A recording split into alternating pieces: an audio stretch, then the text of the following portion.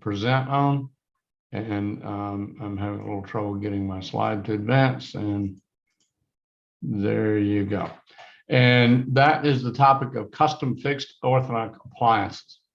And this is something I've been involved with in over 20 years with Ormco and its development. It was an idea that I have had myself, but the idea of custom appliances, well, I tell you what, let's just wait and we will tell you the story, because this is going to go very far back into the past, into the early 1990s. Actually, my first publication in this area was in 1988, as I will show you. I visited South Korea, came to Seoul in 2004, and